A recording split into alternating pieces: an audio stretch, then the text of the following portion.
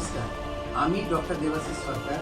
আগের দুটো পর্বে যেমন সিলিকোসিস নিয়ে আমরা আপনাদের সঙ্গে আলোচনা করেছি, আজকের তৃতীয় এবং শেষ পার্টটা নিয়ে আমরা আলোচনা করবো, কনক্লুডিং পার্ট। তো আগের দুটো পার্টে আমরা এই রোগের উৎপত্তি, তার লক্ষণ, প্রতিকার যদিও খুব কম আছে, সেগুলো নিয়ে আলোচনা করেছি। কিন্তু আজকে এই রোগের সবচেয়ে মারাত্মক অ্যাডভার্স এফেক্ট বলবো, রোগের পার্শ্বপ্রতিক্রিয়া, রোগ না, রোগের সঙ্গে জড়িত মানুষ যে সবচেয়ে বড় সমস্যাটা ভুগছে সেটা নিয়ে আলোচনা করব। যে কেন্দ্রীয় সরকারের, মানে তো মূলত কয়লা খনি শ্রমিকদেরই হয়, তো তারা কয়লা অঞ্চলের সঙ্গে যুক্ত, কয়লা শিল্পের সঙ্গে যুক্ত বা পাশাপাশি থাকেন এরকম মানুষদের। তো আজকে আমাদের মূল বিষয়টা হচ্ছে যে তাদের জন্য আজকে কোনো কম্পেনসেশন বা চিকিৎসা ঠিক কোনো মাপকাঠি বা গাইডলাইন কেন্দ্রীয় সরকারের আছে না নেই। মানে অনেক ক্ষেত্রে এই মানুষরা তাদের জীবনের সর্বস্ব জীবনটাও হারিয়েছেন এই রোগে। আজকে আমরা এই দিকগুলো নিয়ে আপনাদের সাথে আলোচনা করব। আসানসোল কয়লা খাদানের যে অঞ্চল, তাতে যে মানুষরা একসময় চাকরি করেছেন বা তার সঙ্গে যুক্ত কোনোভাবে বা স্থায়ী বাসিন্দা সেই বেল্টে, যে তাদের জন্য কি কেন্দ্রীয় সরকার কোনো প্রকল্প রূপায়ণ করেছেন বা প্রণয়ন করেছে, প্রণয়ন করেছে যে সিলিকোসিসে আক্রান্ত হলে আমরা কি করব। খুব দুর্ভাগ্যের সঙ্গে জানাচ্ছি, কেন্দ্রীয় সরকার এই টার্ম সিলিকোসিসটাকে, এই বর্তমান কেন্দ্রীয় সরকার রেকগনাইজ করে না এবং কোনো ব্যবস্থা তাদের জন্য নেয়নি। প্রকল্প বাস্তবায়নের কোনো বিষয় নেই বা এই রূপায়ণের কোনো বিষয় নেই, বাস্তবায়নের কোনো বিষয় নেই, কেন প্রকল্প নিয়ে কোনো বিবেচনা এখন পর্যন্ত হয়নি। এই মানুষরা যেখানে ছিলেন আরো খারাপ তাদের অবস্থা হয়েছে।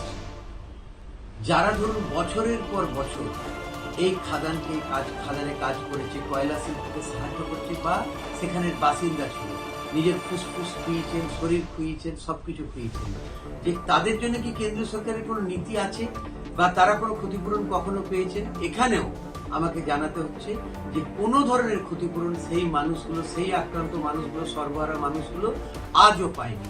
এবং এই নিয়ে একাধিকবার অনেকে কেন্দ্রীয় সরকারের সঙ্গে, ওটা ওই চিঠি চাপাটির লেভেলেই রয়ে গেছে, কেন কেন্দ্রীয় সরকারের তরফ থেকে কোনো সুনির্দিষ্ট পদক্ষেপ বা ক্ষতিপূরণ বা ইভেন ন্যূনতম আশ্বাস আজও আসেনি, শুধু কথার মধ্যে এবং ফাইলের মধ্যে।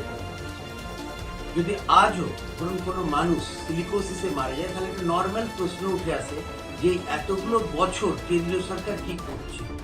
এই এতগুলো বছর কেন্দ্রীয় সরকার, যেমন আমি প্রথমেই বললাম, এই বিষয়টাকে হয়তো খুব গুরুত্বপূর্ণভাবে আলোচনার মধ্যেই আনে না, তাদের আলোচ্য সূচির মধ্যেই নেই যে এই মানুষগুলোর জন্য আমরা কি করব। যে ন্যূনতম যেটা হয় একটা চিকিৎসা ব্যবস্থা, সেটাও আমি আগেও বলেছি, টাই আপ সেন্টার বা কোল ইন্ডিয়ার যে হাসপাতাল আছে তার বাইরে তারা কিছু এক্সট্রা সিলিকোসিস টার্মটাকে যেহেতু রেকগনাইজ করছে না, তাই তারা পান না। কোনো ক্ষতিপূরণের কোনো ব্যবস্থা এখানে নেই। বর্তমানে আমরা 2025-এ দাঁড়িয়েছি, কিন্তু এই মুহূর্তে দাঁড়িয়েও বলতে হচ্ছে যে সিলিকোসিস আক্রান্ত মানুষ, তার জন্য কেন্দ্রীয় সরকারের কোনো বিকল্প নীতি বা ক্ষতিপূরণের নীতি কোনো কিচ্ছু নেই, যেটা অত্যন্ত দুর্ভাগ্যের। এবং আমি বারবার একটা কথা বলছি যে প্রচুর মানুষ আক্রান্ত এবং তারা সর্বহারা হয়ে যাচ্ছেন, নিজেদের সবকিছু হারিয়ে ফেলছেন এই রোগে আক্রান্ত হয়ে। এই ব্যাপারে যদি কোনো দ্রুততার সঙ্গে পদক্ষেপ না নেওয়া হয়, মানুষ আরো বেশি